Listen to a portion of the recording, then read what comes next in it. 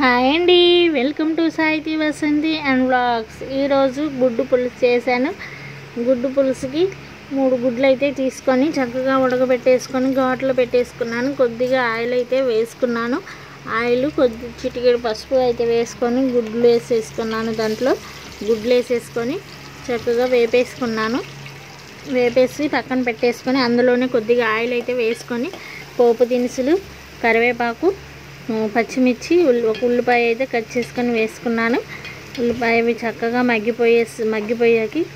మగ్గిపోయేసరికి టమాటాలు అయితే 3-4 టమాటాలు తీసుకొని మిక్సీ పట్టేసుకున్నాను. చక్కగా మగ్గిపోయాయి. ఇప్పుడైతే టమాటా గుజ్జు పోసేసుకుంటున్నాను. ఇప్పుడు టమాటా గుజ్జు అయితే వేసుకొని తగినంత సాల్ట్ అయితే వేసుకుంటాను.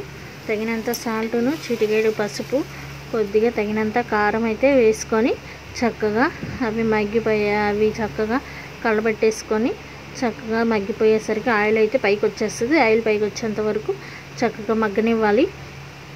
ఇంతవరకు మా ఛానల్ని సపోర్ట్ చేసినందుకు థ్యాంక్ యూ సో మచ్ అండి. ఇంకా మా ఛానల్ సపోర్ట్ చేయాలని అనుకుంటున్నాను. మీ సపోర్ట్ వల్లే నేను ఇంకా ఎదగాలి. ఇంతవరకు మా సబ్స్క్రైబర్స్ మాత్రం 6800 అయితే వచ్చారండి. 6800 వచ్చారు. థ్యాంక్ యూ సో మచ్ అండి. ఈ వీడియో కనుక మీకు నచ్చినట్లయితే లైక్ చేసి, షేర్ చేసి, కామెంట్ చేయండి. చక్కగా మగ్గిపోయింది కదా. మగ్గిపోయాక కొద్దిగా వాటర్ అయితే వేసుకున్నాను. వాటర్ వేసేసుకున్నాక ఆ గుడ్లు అయితే దాంట్లో వేసుకోవాలి. దాంట్లో వేసుకున్నాక కొద్దిగా మూత పెట్టేసుకొని ఆయిల్ పైకి వచ్చేంత వరకు మగ్గనివ్వాలి. తర్వాత ఉల్లిపాయ, ధనియాలు, వెల్లుల్లిపాయ, మసాలా అయితే వేసుకుంటాను. నేను అవి 2 ఎప్పటికప్పుడు రోట్లో దంచుకొని అయితే వేసుకుంటాను. అవి దంచేసాక కొత్తిమీర గార్లిక్ వేసుకుంటే గుడ్డు పులుసు అయితే రెడీ అయిపోద్ది.